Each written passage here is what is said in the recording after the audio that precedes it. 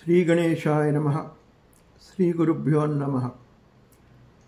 శ్రీ కాశీ విశ్వేశ్వరాయ నమః. కాశీఖండంలోని విశేషాలని ప్రాశస్త్యాలని మనం చెప్పుకుంటున్నాం. మొట్టమొదటి పద్యంలో శ్రీనాథుడు శ్రీ కాశీ అనేటటువంటి రెండు విశేషణాలని ఉపయోగించాడు. ఈ రెండు కూడా మంగళప్రదమైనటువంటిది.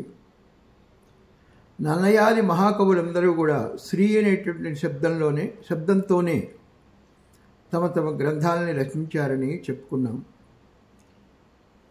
శ్రీవాణీ గిరిజాస్థిరాయ దదతో వక్షోముఖాంగేషు ఏ లోకానాం స్థితిమావహంచ భేతాం స్త్రీ పుంసయోగోద్భవాం అనేటటువంటి పద్యంలో నన్నయ్య గారు శ్రీయన గౌరినా బలగు చల్వగు చిత్తము పల్లవింప భద్రాయితమూర్తి హరిహరంబగు రూపము దాల్చి విష్ణు రూపాయ నమశివాయ అని పిల్చడు భక్తజనంబుల కిచ్చవచ్చు పరతత్వము గొల్చెద ఇష్టసిద్ధికిన్ అని తిక్కన గారు చెప్పుకున్నారు.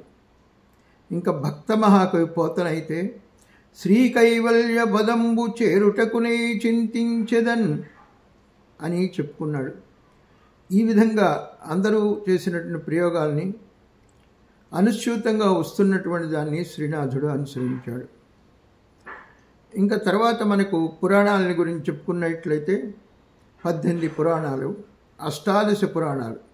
అవి పద్మపురాణం మొదలుకొని బ్రహ్మాండ పురాణం వరకు ఉన్నాయి. వాటిలో స్కంద పురాణము చాలా ప్రసిద్ధి చెందినటువంటిది. 4 పురుషార్థాలకి బ్రహ్మ విద్యకు కూడా కారణమైనటువంటిది అది. పురాణానికి 5 లక్షణాలని చెప్పారు. సర్గశ్చ ప్రతిసర్గశ్చ వంశో మన్వంతరాణి చ వంశానుచరితం చేతి పురాణం పంచలక్షణం అని చెప్పారు. సర్గము అంటే సృష్టి, ప్రతిసర్గము అంటే ప్రళయం, వంశం అంటే దేవదానవ మానవ ఉత్పత్తి క్రమం, వంశానుక్రమం అంటే సూర్య చంద్రరాజుల చరిత్ర గురించి చెప్పేటటువంటిది. ఇంకా మన్వంతరం 14 మంది మనువుల యొక్క కాలాన్ని గురించి చెప్పేటటువంటిది. స్కందుడు అంటే కుమారస్వామి, ఆయన నోట పలికించినటువంటిది, ఆయన వేరే వారితో చేసినటువంటి సంవాద పరంగా మనకి స్కంద పురాణం వచ్చింది. అందులో ప్రాముఖ్యత చెందినటువంటిది ఈ కాశీఖండము. రెండవది, కాశీలో 12 ఆదిత్యులు ఉన్నారు. వారిలో లోలార్క ఆదిత్యుడు మొట్టమొదటివాడు. అదేవిధంగా మనకి డుంటి గణపతి గురించి చెప్పుకున్నాము, 56 గణపతుల గురించి చెప్పుకున్నాము. వీటన్నిటిని మనం చూసినట్లయితే తరువాత కథాక్రమంలోకి తొందరగా వెళ్ళిపోదాం. శ్రీనాథుడు వర్ణించినటువంటిది వీరభద్రారెడ్డికి అంకితం ఇస్తూ యథాప్రకారం కావ్యాల్లో ఉండే విధంగా షష్ట్యంత పద్యాలని శ్రీనాథుడు చెప్పాడు.